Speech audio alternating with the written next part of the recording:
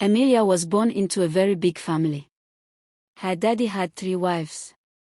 One was from Yoruba land, one from Cross River, and the last one, her real mommy, was from Igbo land. But from the day she was born, her mommy didn't love her. Everyone thought maybe her mommy was just tired or sick after giving birth. They called it baby sickness. But it wasn't that. It was something worse. Her mommy wanted a boy. She already had a boy as her first child, and when she was pregnant again, she told everyone, this one will be a boy too. But when Amelia came out, and they told her it was a girl, her mommy's face changed. She didn't smile. She didn't hold Amelia. She didn't even want to touch her. Then one early morning, when Amelia was just 2 weeks old, something bad happened. Her mommy carried her to the river. She left her there. Alone. A baby. By the water. If not for a woman who was selling things and passed by, Amelia would have died. The woman saw her and shouted. People ran to the river, and that's how Amelia was saved. Her grandma, Daddy's mother, came and picked her up. She was crying and hugging baby Amelia like she was her own child. From that day, Grandma took care of her. But Amelia's life was still very hard. She didn't have new clothes like her brothers and sisters. She didn't eat what they ate. No one hugged her. No one said, "I love you." They treated her like a stranger in her own house. When she went to school, she didn't have good shoes. Sometimes she didn't even eat before going. But she still tried hard to learn. After she finished secondary school, she didn't go to university like the others. There was no money for her. So she worked in a small restaurant. She cleaned the floor. She washed plates. She cooked food. And when everyone had gone home, she was still sweeping. But even with all the pain in her heart, Amelia still had one small dream. She wanted to be loved. She didn't know it yet, but one day, her story would change. Amelia was now working in a small food shop. She cooked rice, beans, soup, and helped wash dirty plates. The shop wasn't big, but people came every day to eat. There was one woman who always came. Her name was Auntie Clara. She smiled a lot and always said, "Amelia, you're such a hardworking girl." One day, Auntie Clara called her and said, "I know someone who helps girls like you travel out of the country. He will do all the papers for you. You will have a better life." Amelia's eyes grew wide. Her heart jumped. Was this her big chance? She ran home that evening and told Grandma. Grandma hugged her and said, "Pray, my child. And be careful." The next week, Auntie Clara started the process. They took pictures, filled forms, took her name and gave her hope. Amelia was so happy. For the first time in her life, she felt like her story was changing. But then, something bad happened. One morning, Grandma didn't come out of her room. Amelia knocked and knocked. No answer. When she opened the door, she saw her grandma lying still. Cold. Eyes closed forever. Amelia screamed. She fell to the ground. She held her grandma's body and cried like a baby. That was the only person who loved her. The only one who called her, "my sunshine." And now she was gone. Forever. Nobody hugged Amelia. Nobody said sorry. The house felt colder than ever. She couldn't eat. She couldn't sleep. She cried and cried until her voice stopped working. Then one day, Auntie Clara called again. "Your travel is ready. Come to Lagos." Amelia packed her small bag and entered a bus.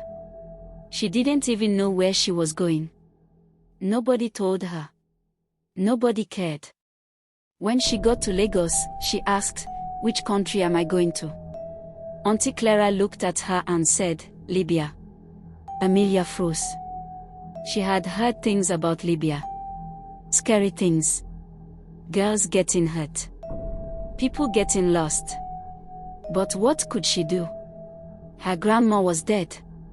Her family didn't care. She had no money, no home, no love. So she looked up to the sky and whispered, "God, please go with me.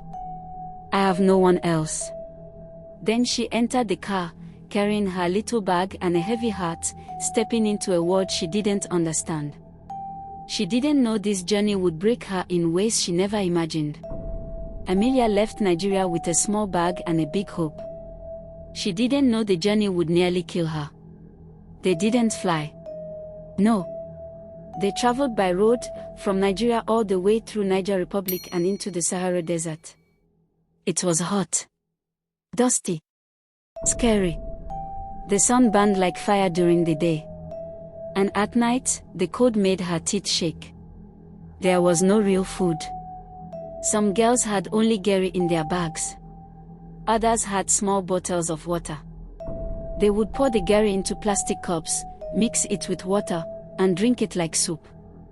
"Drink slowly," one girl whispered to Amelia, "we still have many days to go." They slept on the sand. Mosquitoes bit their legs. Some cried in the dark.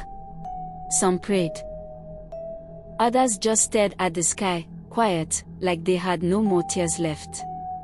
After so many days, they finally arrived in Libya. Amelia was happy to be alive, but that happiness didn't last. They were taken to a small, dark house. The woman who opened the door was a Nigerian, but she looked different. Her body was big. Her voice was loud. Her eyes were sharp like a knife. "I'm Auntie Miriam," she said, her voice cold. "You girls will stay here now." They were 10 in total. Amelia looked around and saw the others, girls just like her. Young. Tired. Scared. 1 week passed. They cleaned the house. Cooked food. Waited. Then one morning, Auntie Miriam walked in and said something that made their hearts freeze. "Now that you're here, I will shave all your private part hair. After that, you'll swear to my deity. Then I will send you out to work." The room went silent. One girl, named Isabella, began to cry hard. She picked up her phone and called the woman who brought her from Nigeria. "Auntie Clara, what's happening here? Why didn't you tell me?" The woman answered, "Calm and cold. You're there now. Just do what they tell you." Isabella cried like someone stabbed her heart. "You lied to me," she whispered, over and over. "You sold me." The rest of the girls sat around her and held her. They cried together, not knowing what else to do. Then Auntie Miriam came back. She held a pair of silver scissors. Without asking, she shaved each girl, one by one. Amelia closed her eyes when it was her turn. She felt shame. She felt pain. But worst of all, she felt powerless. After the shaving, the woman brought out a small deity statue. It had feathers, bones, and red cloth. She made them swear that they would never run away. They swore. Out of fear. Out of confusion. Out of hopelessness. A few hours later, men began to come in, one by one, picking the girls like they were items in a shop. Amelia sat in the corner, shaking. Her grandma once told her, "The world is hard, but never lose your soul." But now, her soul was breaking. It was Amelia's turn. A tall man walked into the room that night. He looked around and pointed. "That one," he said. "I came for Amelia." Amelia stood up slowly. Her legs were shaking. Her eyes were red from crying. She walked to Auntie Miriam, her heart beating fast. "Auntie," she asked in a soft voice, "what kind of work are we going to do for all these men?" Because since they came, only men had been visiting. Every single day. Auntie Miriam looked at her with cold, sharp eyes.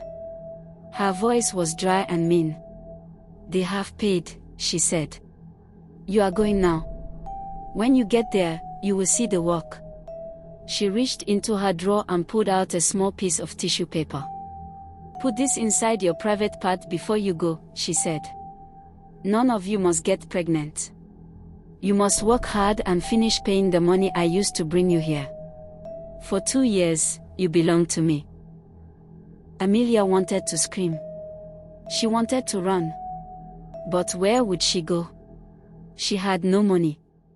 No phone. No home. Grandma was gone. Her own mother had forgotten her. So she followed the man. When they got to the place, the truth hit her like thunder. The work was her body. He didn't even say a word. He just pointed to the bed.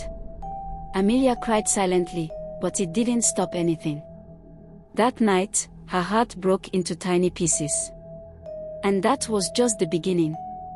Every morning, they would take the girls to work. Every night, they would return around 6 or 8 p.m., tired, sore, and broken. Amelia's legs ached. Her chest felt heavy. Sometimes she bled.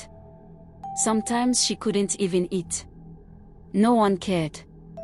If you cried too much, Auntie Miriam would shout at you. You think you're suffering? Wait till I sell you. And one day, she did. After 6 months, Amelia was sold to another person, a man even worse than the first. He didn't speak much. But when he looked at her, it felt like knives were cutting through her skin.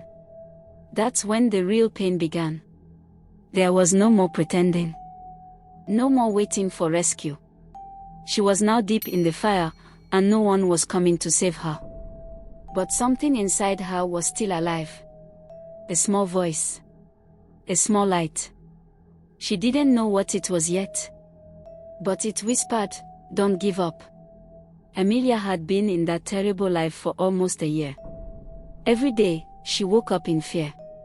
Every night, she went to bed with tears. One evening, she sat on the cold floor with 3 other girls, Sarah, Nene, and Hope. They had all been through the same thing. Their hearts were tired. Their bodies were weak. They wanted out. "I can't do this anymore," Amelia whispered. "Me too," Sarah said. "If I die, I die. But I must try to escape." That night, they made a plan. A secret one. They would wait until the gate was unlocked for water delivery, then run. And they did. Barefoot. Heart racing. Breath shaking. They ran through the streets, not looking back. They found a small town and met a kind old man who gave them water and bread. He helped them get a cleaning job in a shop. For the first time in a long time, Amelia felt a small bit of freedom. But there was a problem. They had no passports. No papers. No ID.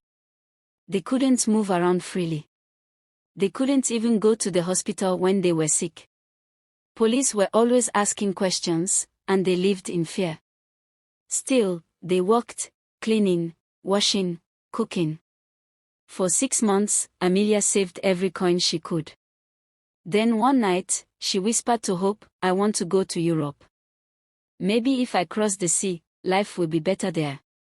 They agreed. The next week, they joined a group trying to cross the sea. But they were caught. Libyan police arrested them all and took them to a dark, overcrowded prison. It was cold, dirty, full of sadness. They stayed there for 8 months. No phone. No visitors. Just 1 plate of food a day. Some girls fell sick. Some cried day and night. But Amelia, she held on.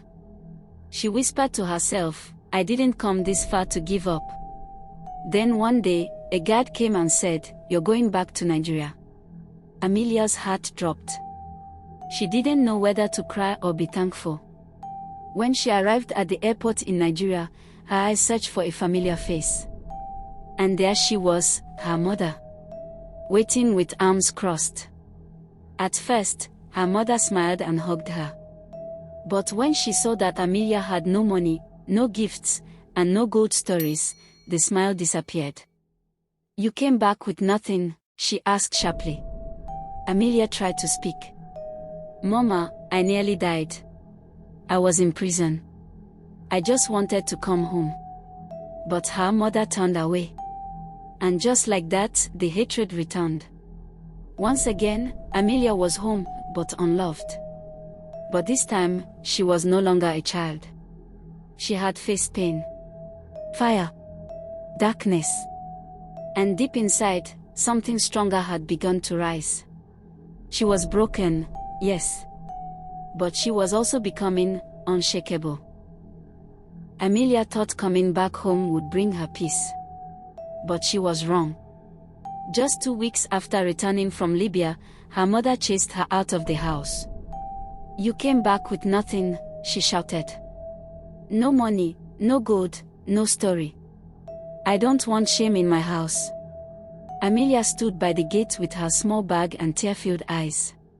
She had nowhere to go. She walked for hours until she reached her old friend Myra's house. Myra took her in and gave her a mat to sleep on. But things were still hard.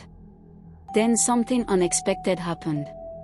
One morning, her ex-boyfriend, Daniel, heard she was back in town. He came looking for her. When he saw her, his eyes softened.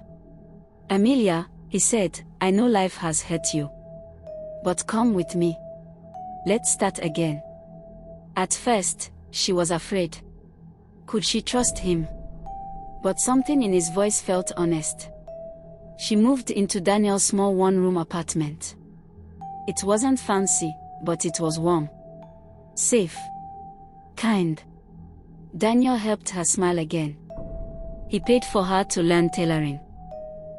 Amelia worked hard. Every stitch, every button, every thread was filled with hope. 2 years later, Daniel opened a big shop for her. Then came another blessing, a baby boy. Strong, healthy, beautiful. They named him Chisholm, meaning "God is with me." Amelia looked at her son and knew she had survived. Not just Libya. Not just pain. She had survived life. They started living well, with good clothes, money, and joy in the house. But then one day, her mother came back. She knocked on the gate. She smiled now. Pretended like nothing ever happened. "My daughter," she said, "let me see my grandson." But Amelia stood at the door and shook her head. She remembered everything, how her mother left her to suffer, chased her out, never protected her. She didn't let her in. Now, here's the question. Do you think Amelia was right or wrong? If you were Amelia, would you forgive your mother? Would you let her back into your life? Or would you protect your peace? Drop your answer in the comment section. We want to hear your heart. It was a quiet Thursday morning. The sun was warm. Amelia had just finished sewing a beautiful gown for a customer. Chisholm was playing with his toy car beside her. Everything felt peaceful. Then the bell above the shop door rang. She looked up and froze. Standing there was a man she thought she'd never see again. Auntie Miriam's driver. He had helped move the girls around in Libya. He wasn't as cruel as the others, but he saw everything. And he never stopped it. Amelia's hands began to shake. Her heart beat fast. "You," she whispered. "What are you doing here?" The man stepped in slowly. His face looked older. He had a small bag in his hand. "I came to say sorry," he said. "I left Libya too. I couldn't sleep anymore. I have a daughter now. And I think about what we did to girls like you. Every single day." Amelia didn't speak. He continued, "Some of the girls didn't make it. I remember you. You fought to stay alive. You gave the others hope." Amelia sat down. She didn't know what to feel. Part of her wanted to shout. Part of her wanted to cry. "Why now?" she asked. Why are you saying this now? Because I heard your story, he said. Someone told me you made it out. I needed to see it with my eyes. To say I was wrong. And to say thank you for surviving. He gave her the bag. Inside was a letter and some money. She didn't ask him to stay. She didn't say goodbye. But when he left, she sat quietly and cried. Not because she was sad. But because after all the pain, after all the silence, someone finally said sorry. Months passed. Amelia's shop was now popular. People came from far just to sew with her. Her son, Chisholm, was growing fast and always smiling. Daniel was still by her side, loving her like she never thought possible. But deep inside, there was one wound that hadn't healed. Auntie Miriam. The woman who shaved her, used her, sold her. One evening, while watching the news, Amelia saw something that made her drop her cup of tea. Auntie Miriam arrested in Lagos for human trafficking. She couldn't breathe. They showed her picture. The same eyes. The same voice from her nightmares. She had been caught running another trafficking ring, this time with young girls. Amelia stood up, heart pounding. Part of her wanted to dance. Another part wanted to cry. She'll never hurt another girl again, she whispered. A week later, Amelia was called to testify. At first, she said no. Too many memories. Too much pain. But then she remembered the other girls. Hope. Sarah. Nene. The ones who didn't make it. She put on her best dress, held Daniel's hand, and walked into court. Her voice shook. Her hands trembled. But when she spoke, the room went silent. I was one of her girls, she said. But I live to tell the story. For those who didn't. When she stepped outside, a little girl standing by the court gate looked up at her and whispered, "You're brave." Amelia smiled. For the first time, she believed it. The end.